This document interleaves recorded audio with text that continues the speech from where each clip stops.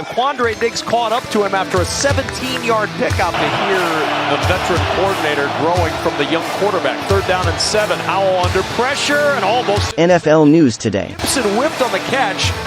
More mechanics in my opinion. 49-yard try for Joey Sly, and the kick by Sly gives Washington. Doug Williams delivers a shocking admission on the dearth of HBCU players selected by the NFL. Doug Williams, a former star of Grambling State and the NFL, was displeased that no NFL team selected an HBCU player in the draft for the second time since 1950. Speaking with HBCU legends Kyle T. Mosley, Williams and fellow Grambling State quarterback James Shaq Harris, who participated in both the AFL and NFL, discussed the underrepresentation of HBCUs. "We have provided access and player information to all of the teams," Williams informed Mosley. "No one is positioned on the table for our players in the draft room. They don't seem to voice opinions. It seems as though they would be embarrassed to bring up an HBCU athlete. It wouldn't be unreasonable to argue that HBCU athletes' outstanding play has substantially benefited the NFL. Many past athletes, some of whom are even Hall of Famers, came from historically black colleges." In addition to being inducted into the Hall of Fame, Michael Strahan of Texas Southern, Jerry Rice of Mississippi Valley State, and Shannon Sharp of Savannah State are regarded as 3 of the greatest players in NFL history. However, it appears that the league is no longer interested in spending money on HBCU players.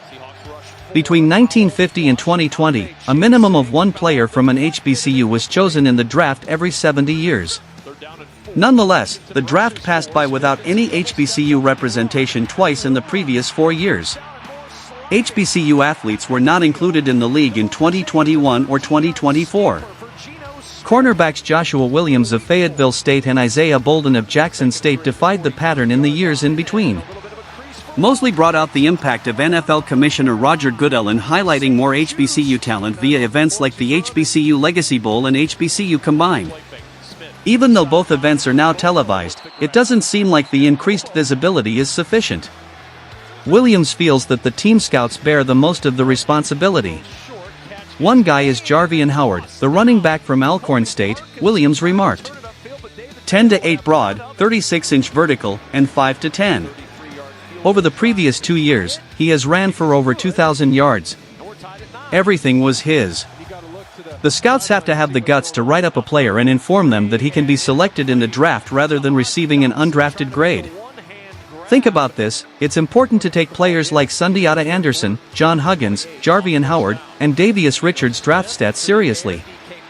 These are significant signs of promise that would readily allow a team to select at least 1 HBCU player with a 6th or 7th round draft pick. Many HBCU players were invited to rookie camp by NFL teams and were awarded undrafted free agent contracts after the draft. These undrafted players don't have the security that their drafted counterparts do, even though they still have an opportunity. These players don't even have their names called aloud on stage for their entire family and social circle, not even at the most basic level. Under pressure, got to get rid of the foot.